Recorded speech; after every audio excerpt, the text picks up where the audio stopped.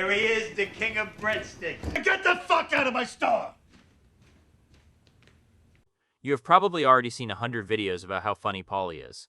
His facial expressions, his paranoia, his ridiculous stories, the way he can turn a simple conversation into an argument about respect, germs, and money. You have probably also seen people talk about how stupid he can be, and yes, Paulie is all of those things. That is why people love him. He is one of the easiest characters in The Sopranos to imitate, quote, and remember. In this video, though, I want to look deeper into Paulie because I genuinely believe he had one of the saddest lives in the entire series, along with the bleakest ending. Behind all that noise was a man who had almost nobody. He never married, never had children, never built a real life outside the mob, and eventually learned that even the woman he believed was his mother had been hiding the truth from him. His friends slowly disappeared, his crew collapsed, and Paulie was left alive at the end with almost nothing worth living for.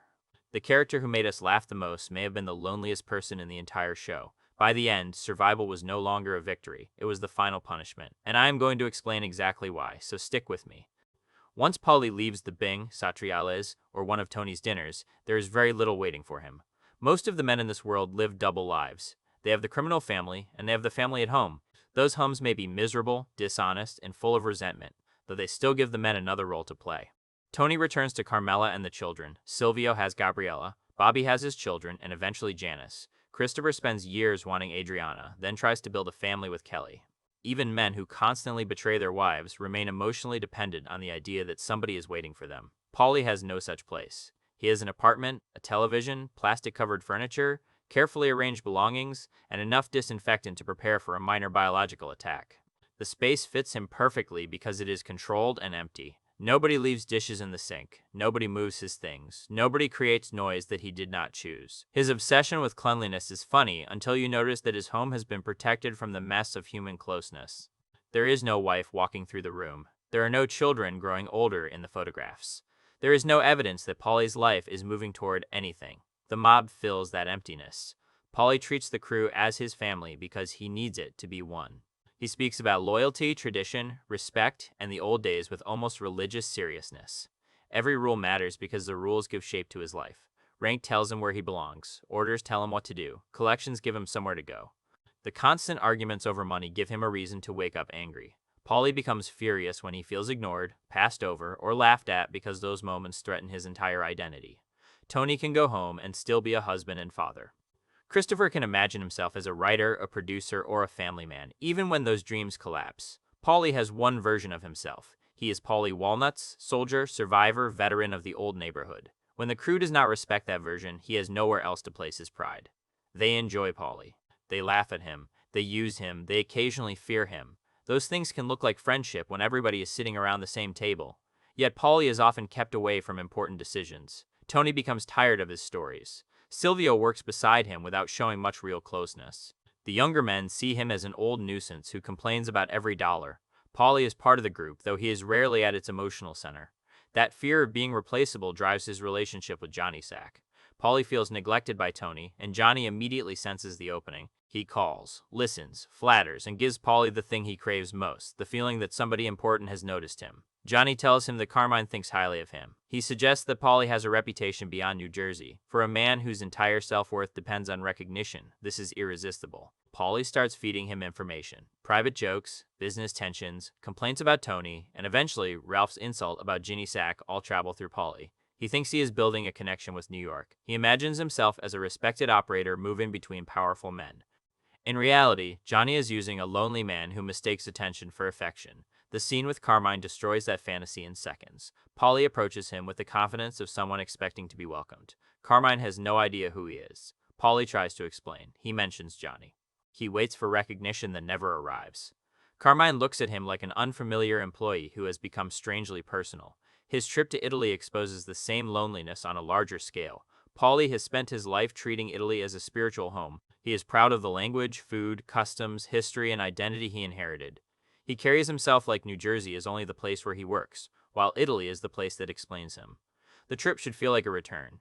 Somewhere inside Paulie is the hope that he will step onto Italian soil and finally experience recognition. The food confuses him. The bathrooms disgust him. The people do not respond to his performance of Italian identity. He tries to connect through phrases and family origins, yet he keeps discovering that the culture he has worshipped exists mostly in fragments. His version of Italy was built in North Jersey through stories, habits, pride, and imitation. The real country has no special place prepared for him.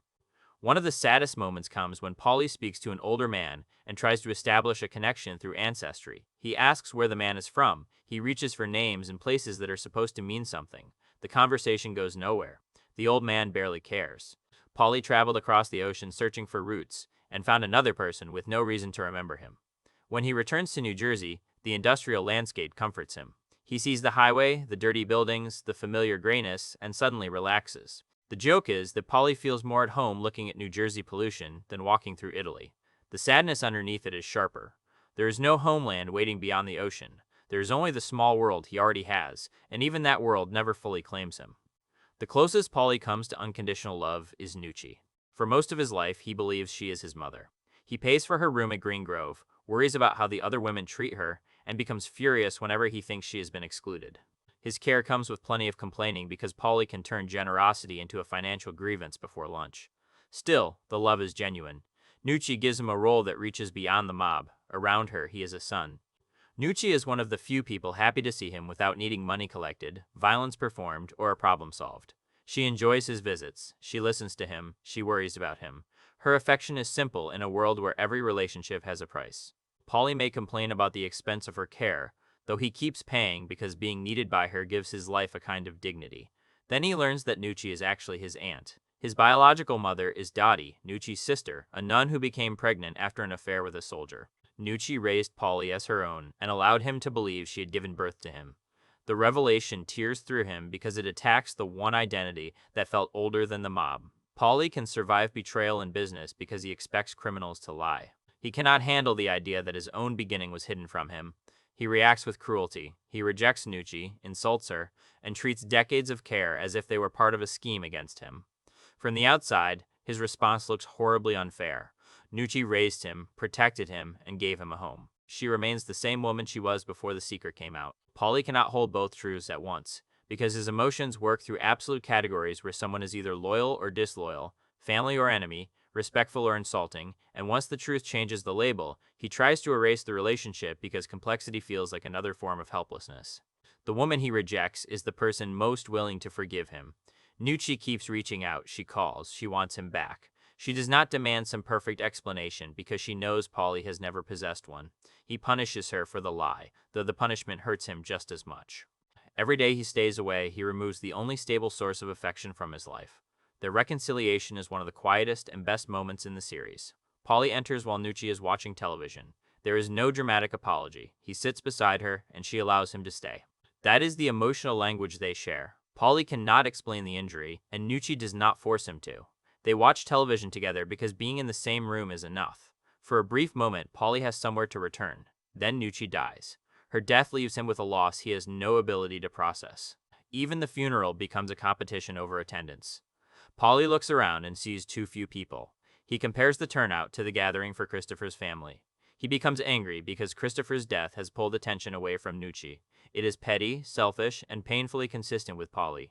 Paulie needs the crowd to prove that Nucci mattered. If people show up for her, the years he spent caring for her feel recognized. Her importance reflects back onto him. An empty room suggests that she could disappear without disturbing the world, and Paulie cannot avoid hearing the same verdict about himself. He has spent decades around hundreds of people. How many would come for him once the jokes and obligations were gone? Christopher is one of the only people who might have truly missed him, which makes their relationship especially tragic. They fight constantly. They compete over money, status, respect, and who suffered more during whatever disaster they created together.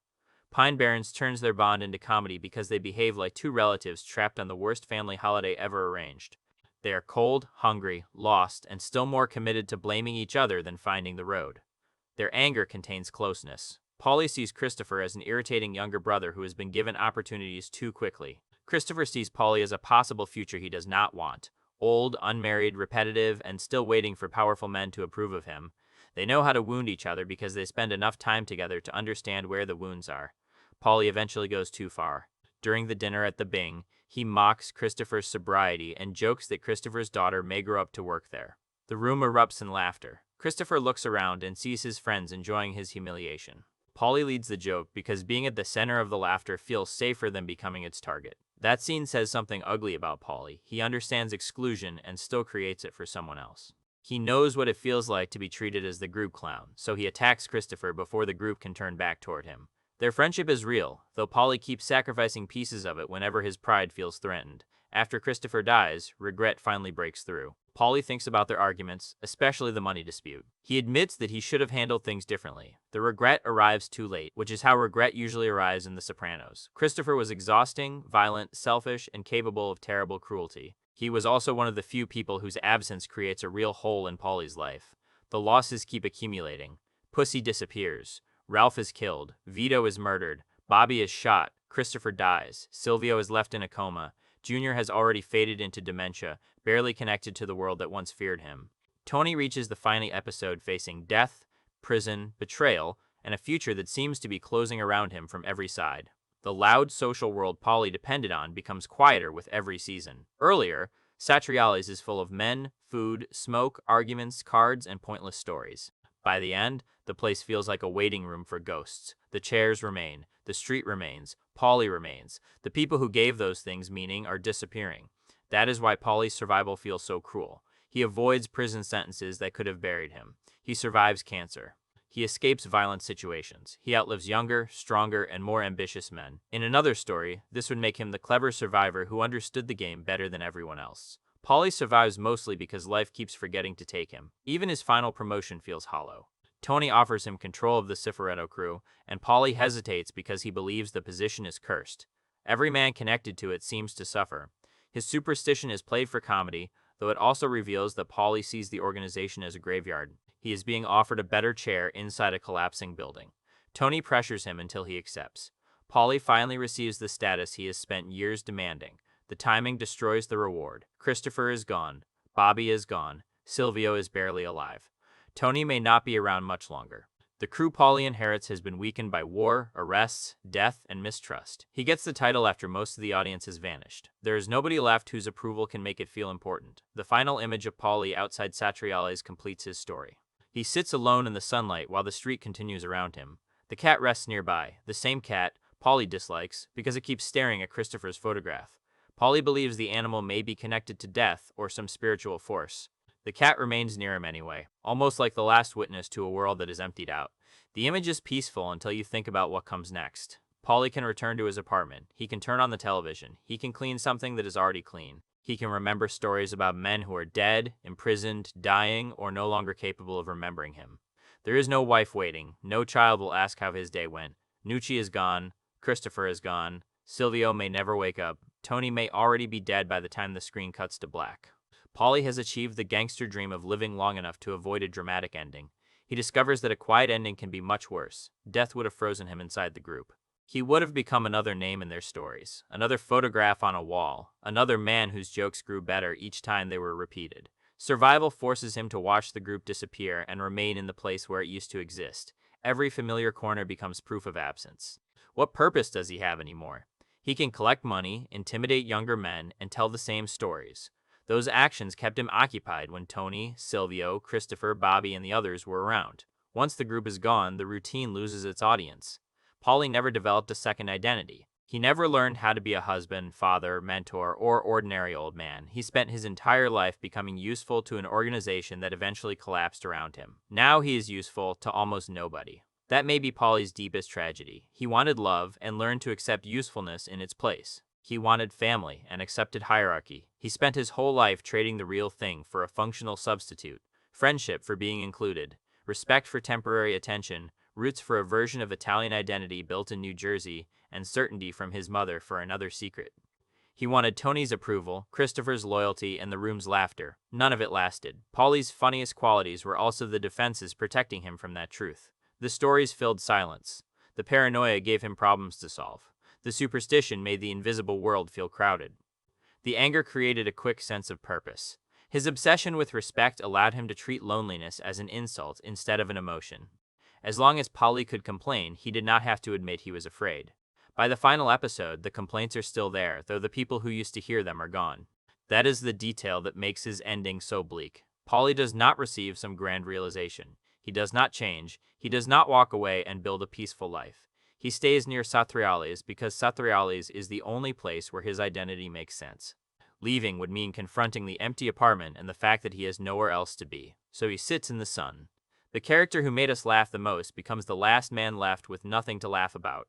Everybody else reaches some form of conclusion: death, prison, family, escape, collapse, or memory. Paulie receives continuation. Another day, another collection, another story with fewer people around to hear it. That is why I believe Paulie had one of the saddest lives and the saddest ending in The Sopranos. He spent decades close to people without building true closeness. He was always present, always talking, always part of the group, yet very few people built their lives around him. His absence would create a temporary inconvenience, an empty chair, and perhaps a few funny stories. The world would keep moving. At the end, Paulie is forced to watch it move without almost everyone he loved. He lived. That sounds like mercy until we ask what he lived for. No Tony, no Silvio in any meaningful sense, no Christopher, no Nucci, no wife, no children, no group that feels whole.